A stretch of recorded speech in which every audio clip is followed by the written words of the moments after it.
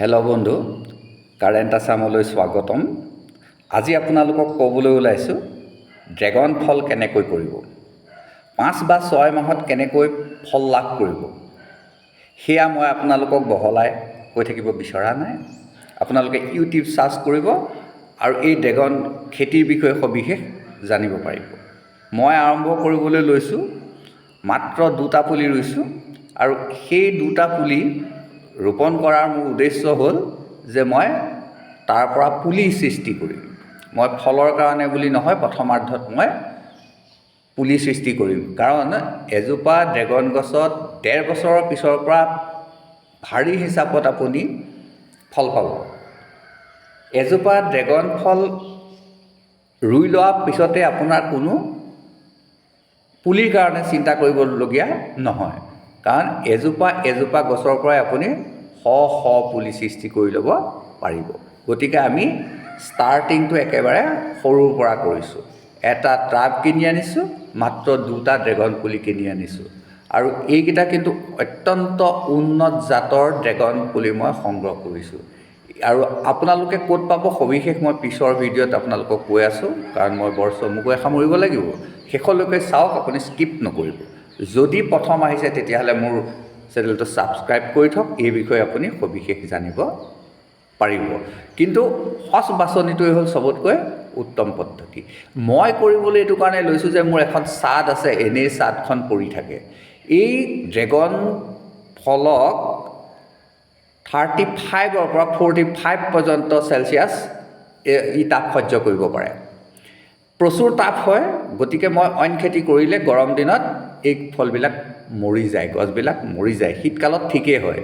সেইকাৰণে মই এনেকুৱা এবিধ বাছনি কৰিছোঁ, এনেকুৱা এবিধ খেতি বাছনি কৰিছোঁ, যিটো ফল নেকি প্ৰচুৰ গৰমটো সি মোক লাভ দিব। এজোপা ড্ৰেগন গছত জানে 15 কেজি ফল লাগে। এই গছজোপাত যদি মই 15 কেজি ফল লগাব পাৰোঁ, 2টা ট্ৰাবতেই মোৰ আপোনাৰ 30 কেজি ফল পাম। 1 কেজি ফলৰ দাম 200 টকা হ'লে মই 6000 টকা পাম। আৰু মোৰ গোটেই ছাদখনত মই 100 পুলি ৰুব পাৰিম। একেবাৰে কম বুলি মই 100 পুলি ৰুব পাৰিম। 100 পুলিত যদি মই ফল লগাব পাৰোঁ, তেতিয়া মোৰ আহিব 6 লাখ টকা। লাভ মোৰ কি হ'ল? মই 6 লাখ বা 5 লাখ টকাও পালোঁ, মোৰ ছাদখনো ঠাণ্ডা হৈ থাকিলে, আৰু ছাদখনত সাৰি পেলাই যিখিনি মই জাবৰ জোঁথৰ পাম, মানে শেলাই পাম, সেইখিনি মই ট্ৰাবতেই দিব পাৰিম। আপুনিও মোৰ লগতে আৰম্ভ কৰি যাওক, সমানে আমি আগবাঢ়ি যাওঁ। আপুনি 2টা এনেকুৱা ডাঙৰ ট্ৰাব কিনি আনক। এই ট্ৰাবকেইটা কিন্তু ডাঙৰ ট্ৰাব দিছোঁ। এইকাৰণে ডাঙৰ ট্ৰাব দিছোঁ, এজোপা গছে 30 বছৰলৈকে ফল দি থাকে। গতিকে 30 বছৰলৈকে ফল দি থাকিবলৈ হ'লে আমি তাক সাল সলনি কৰি নাথাকোঁ, একে ঠাইতে সি বহি থাকিব। আৰু সেইকাৰণে তাক প্ৰচুৰ আহাৰ দি থাকিব লাগিব। আৰু ইয়াক আহাৰটো দিব লাগিব লিকুইড। ইয়াক লিকুইড আহাৰ দিব লাগিব। মই গোবৰেই দিব পাৰিম, গোবৰটো কিন্তু মই জুলীয়া কৰি লৈ ইয়াত দি দিব লাগিব, আৰু মই বৰাবৰ ফল পাই থাকিম। মই বৰ বিশেষ দীঘলীয়াকৈ আপোনালোকক এইকাৰণে অৱগত কৰিব খোজা নাই। মই আৰম্ভণিটো দেখুৱাই দিছোঁ, আৰু সোনকালে আৰম্ভ কৰক, কাৰণ এতিয়া মাৰ্কেটত ইয়াৰ প্ৰচুৰ দাম আছে। যেতিয়া নেকি উভৈনদী হৈ গোটেই অসমখন ড্ৰেগনেৰে ভৰি যাব, তেতিয়া কিন্তু আপুনি ইমান দাম নেপাব। এতিয়া আমাৰ তিতাবৰত এখন নাৰ্চাৰী আছে, মানে ড্ৰেগন ফলৰ বাগান আছে। আমাৰ বুধিন দত্ত ছাৰ, নন্দনাথ শইকীয়া মহাবিদ্যালয়ৰ প্ৰবক্তা, তেখেতে কৰিছে।